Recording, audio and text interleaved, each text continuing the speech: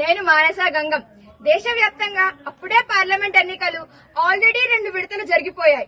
ఇంకా 5వ విడత జరగవలసి ఉంది. మన 2 తెలుగు రాష్ట్రాలలో మే 13వ తారీఖు ఎన్నికలు జరగవలసి ఉంది. ఈ హడావిడిలో చాలా సంవత్సరాల నుండి హిందువులు కోరుతున్న ముఖ్యంగా 3 విషయాలను ఏ హిందూ సంఘాలు కానీ ఈ సమయంలో ప్రస్తావించలేదు. దేశంలోని వివిధ రాష్ట్రాలలో వేరు వేరు పేర్లతో పిలువబడే దేవాలయ ధర్మదయ శాఖను రద్దు చేసి హిందూ దేవాలయాలను హిందువులకే అప్పచెప్పాలి. గతంలో మన దేశాన్ని పాలించిన బ్రిటిషర్లు 1863లో రిలీజియస్ ఎండోమెంట్ యాక్ట్ అనే చట్టాన్ని అమలు చేసి మన దేవాలయాలను ప్రభుత్వ ఆధీనంలోకి తీసుకొని దేవాదాయ సంపదలను దోచుకున్నారు. ఆ దోచుకోవటం దాదాపు 160 సంవత్సరాల క్రింద మొదలై నేటికీ కొనసాగుతున్నది. నాడు పరాయివారు, నేడు మన ప్రభుత్వాలు, అంతే తేడా. కానీ దోచుకోవడం మాత్రం కామన్. దేశానికి స్వాతంత్రం వచ్చింది, కానీ మన దేవాలయాలకు ఇంకా రాలేదు. ఇది హిందువులందరూ సిగ్గుపడవలసిన విషయం. మన దేశం లౌకిక దేశం, అంటే మత ప్రమేయం లేని దేశం.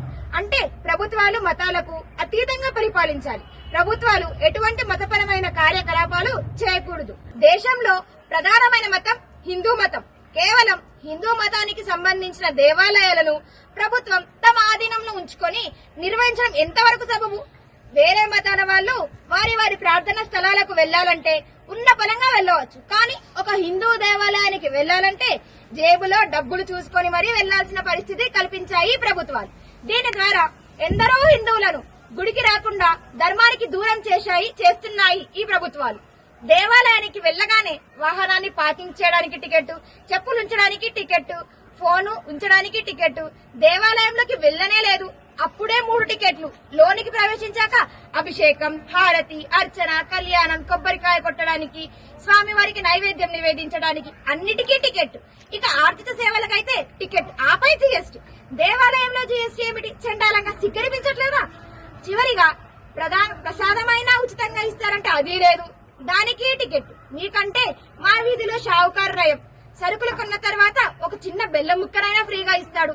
ఇప్పటికే అన్ని రకాలుగా దేవాలయాలను పీల్చి పిప్పి చేస్తున్న ప్రభుత్వాలు. మొన్న కర్ణాటకలోని కాంగ్రెస్ ప్రభుత్వం దేవాలయ ఆదాయంపై 10% పన్ను చెల్లించాలని చట్టం చేసింది. కానీ బీజేపీ పార్టీ అడ్డుకోవడం వలన ఆ చట్టం ఇప్పటికైతే ఆగింది. పోనీ మీరేమైనా సరిగ్గా నిర్వహిస్తున్నారంటే అది లేదు.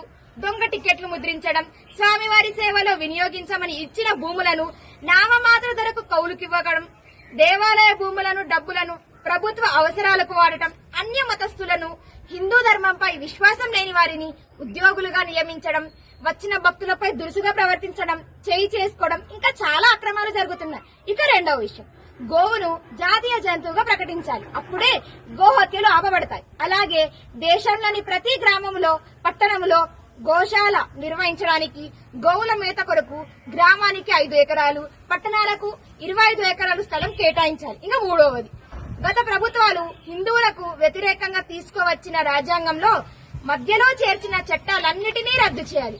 ఇవన్నీ కేవలం ఒక బీజేపీతోనే సాధ్యం. దయచేసి హిందూ బంధువులందరూ ప్రస్తుత సమయంలో మీ ఊరికి, పట్టణానికి ఎన్నికల ప్రచారంలో భాగంగా వచ్చే కేంద్ర నాయకులు, మోడీ గారు, అమిత్ షా గారు లాంటి వారికి, కేంద్ర మంత్రులకు, రాష్ట్ర నాయకులకు, కిషన్ రెడ్డి, బండి సంజయ్ లాంటి వారికి, బీజేపీ ఎంపీ అభ్యర్థులకు అందరికీ ఎక్కడ పడితే అక్కడ ఈ 3 విషయాలను పేపర్ పై వ్రాసి అధికారంలోకి రాగానే వీటిని తొందరగా అమలు చేయాలని మన ఆవేదన వ్యక్తం చేయండి.